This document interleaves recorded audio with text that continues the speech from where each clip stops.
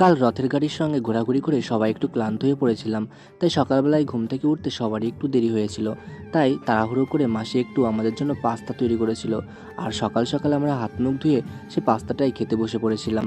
যাই হোক, ভাই এবং আমরা সবাই মিলে খাচ্ছিলাম। তবে আমি পাস্তা রান্না করলে অত ডিম দিই না, কিন্তু মাসিকে দেখলাম যে ডিম দিয়ে সুন্দর করে ভেজে রান্না করেছে। যাই হোক, খেতে ভালো লাগছিল। তবে সকাল থেকেই না বৃষ্টি হচ্ছে, আর আমরা ভাবছি বাড়ি ফিরবো কী করে। এরই মধ্যে দেখি মাসি মাংস রান্না করছে, আর বাইরে যেহেতু এত বৃষ্টি পড়ছে, আমি ভাবছি বাড়ি যাব কি করে। সাইকেল নিয়ে এসেছি, এখন ছাতা মাথায় দিলেও তো ভিজে যাব। যাই হোক, তাড়াতাড়ি করে মাসি দেখছি মাংস কষিয়ে আমাদের আবার খেতে ডাকলো। আমি তো কষানো মাংস খাচ্ছিলাম, তবে ভাই গেছিল স্নান করতে। স্নান করে এসে বলছে, দাদা শীত লাগছে। আমিও স্নান করে দেখলাম সত্যি, যেহেতু বৃষ্টি পড়ছে বাইরে, সেহেতু শীত শীত লাগছে। তারপর মাসি ভাত রান্না করে আমাদের সবাইকে একসঙ্গে খেতে দিল। সত্যি বাড়িতে বসে তো আমরা একা একা খাই, কেমন যেন একটা লাগে, আর এখানে 3-4 জন মিলে একসঙ্গে খাচ্ছি, এর আনন্দটাই মনে হয় আলাদা রকম। আর মাসি যেহেতু মাংস রান্না করেছে, এই বৃষ্টির মধ্যে আরও ভালো লাগছে। আরও একটু আনারস এবং আম ছিল, সেগুলোই কেটে দিয়েছে, আর আমরা সবাই মিলে সেগুলোকেই উপভোগ করে খাচ্ছিলাম এই বৃষ্টির দিনে। তারপর সমস্ত খাওয়া সেরে একটু বিশ্রাম নিয়ে বেরিয়ে পড়লাম বাড়ি যাওয়ার উদ্দেশ্যে। আর রাস্তার দিকে দেখো কত কাদা। যখন দেখলাম বৃষ্টিটা একটু কমেছে, তখন ভাবলাম আর বিশ্রাম নিলে হবে না, তাই বাড়ির দিকে রওনা দিলাম। তবে আমাদের একটু তাড়াতাড়ি যেতে হবে, কারণ আমার পড়ানো আছে। বাইরের এই প্রাকৃতিক দৃশ্য দেখতে দেখতে আমি এবং ভাই যাচ্ছিলাম। হঠাৎ করে আমার যখন কষ্ট হলো, ভাই বলল, দাও দাদা আমি চালাচ্ছি।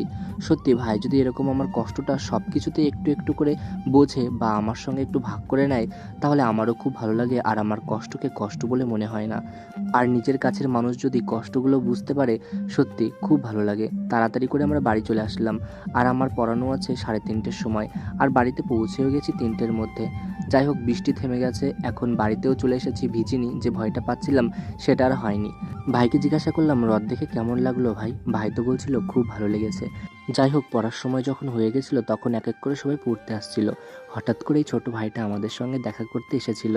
এই ভাইটার সঙ্গে কথা বলে আমার তো খুব ভালো লাগছিল। ও এসেছিল আমাদের এখানে ছবি আঁকা শিখতে। সকালের দিকে আসবে বলে ভেবেছিল, তবে বৃষ্টি পড়ছিল তাই আসতে পারিনি।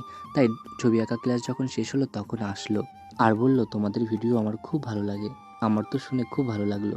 তারপর ও নিজে কী কী ড্রয়িং এঁকেছে সেগুলো দেখাবে বলে বাইরে খাতাপত্র আনতে গেল। তবে বলছিল, আমার মা যদি জানতে পারে আমি এসেছি হয়তো আমাকে বকবে। তাই আমার একটা অনুরোধ ওর মায়ের কাছে, তুমি ওকে দয়া করে কিছু বলো না, কারণ ওর সঙ্গে কথা বলে আমার খুব ভালো লেগেছে। তারপর ও সমস্ত ড্রয়িং আমাকে এক এক করে দেখাচ্ছিল, তারপর বাড়ি ফিরলো।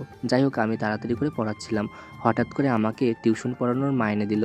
এই মাসের প্রথম আমি এই টিউশন পড়ানোর মাইনে পেলাম। যাই হোক, কিছু টাকার দরকার ছিল, আর মাসের শুরুতে টাকার দরকার হয়।